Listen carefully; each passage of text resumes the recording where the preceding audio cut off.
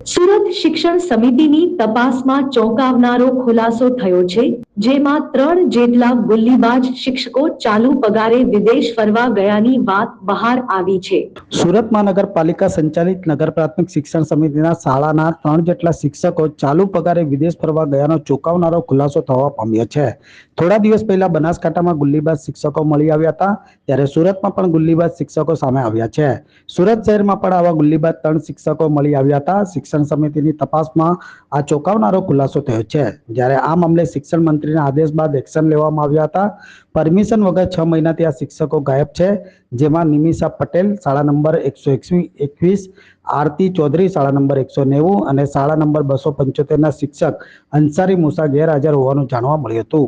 તમામ શિક્ષકોને નોટિસ આપવા છતાં ગેરહાજર છે. જ્યારે હાલ ગુલ્લીબાજ શિક્ષકો સામે શાળા સમિતિ દ્વારા શું પગલાં ભરવામાં આવશે તેવી શાળાગણના શિક્ષકોમાં મીટ મંડરાઈ રહી છે.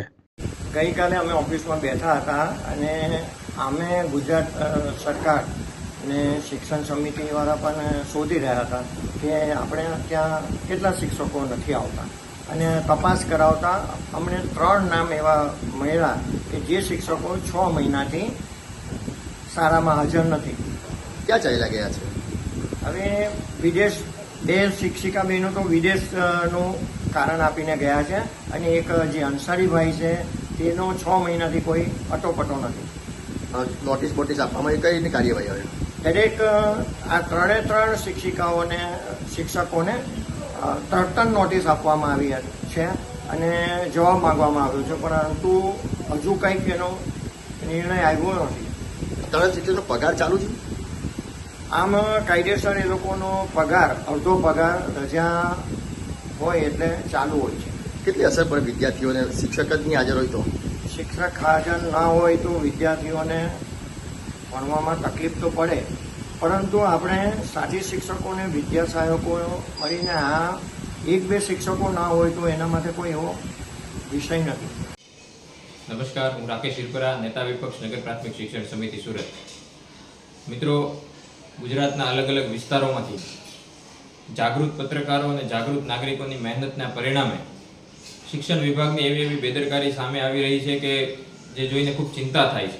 આમ તો છાશવારે દર અઠવાડિયે શિક્ષણ વિભાગની કોઈને કોઈ ગંભીર બેદરકારી સામે આવતી જ હોય છે, પણ આ વખતે એવી ગંભીર બેદરકારી સામે આવી છે કે કેટલાક શિક્ષકો જેઓ ફરજ પર હાજર નથી, યા તો વિદેશમાં છે, બહાર છે અને ખોટી હાજરી પુરાવે છે અને પગાર લે છે, જે ખૂબ ગંભીર બાબત છે.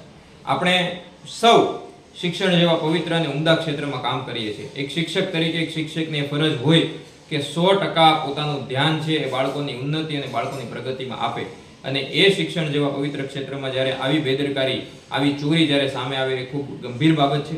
એ સમગ્ર શિક્ષણ જગત માટે ગંભીર બાબત છે, અને વિશેષ તો એ શિક્ષકોનું જે વહીવટી તંત્રનું એ નિયમન જે કરે છે, એ વહીવટમાં બેઠેલા ઉચ્ચ અધિકારીઓ હોય, શાસક પક્ષ હોય, શિક્ષણ મંત્રી હોય, તમામે આ વિચારવા જેવી બાબત છે. તો મારી શિક્ષણ વિભાગના તમામ ઉચ્ચ અધિકારીઓને, શિક્ષણ મંત્રીને, શાસક પક્ષને તમામને વિનંતી છે કે આ ખૂબ ગંભીર બેદરકારી છે. ગુજરાતની તમામ શાળામાં સઘન તપાસ કરી અને એ ચોક્કસ કરવામાં આવે, એ પાક્કું કરવામાં આવે કે તમામ શિક્ષક મિત્રો સમયસર હાજરી આપે છે. જે શિક્ષકો હાજરી પૂરે છે એ શિક્ષકો પૂર્ણ સમય માટે શાળામાં હાજર છે, એના માટે સઘન તપાસ, સઘન ચેકિંગ કરવામાં આવે, અને આવી ગેરરીતિ, આવી બેદરકારી, આવી ચોરી જે શિક્ષકો કરે છે અને એમને તંત્ર દ્વારા જે પણ અધિકારીઓ ટેકો આપતા હોય એ તમામના વિરુદ્ધ કડકમાં કડક પગલાં લઈ અને એક ઉદાહરણરૂપ, દાખલારૂપ કાર્યવાહી કરવામાં આવે, જેથી કરીને ભવિષ્યમાં આવી ચોરી, આવું પાપ આચરવાની કોઈ હિંમત ના કરે.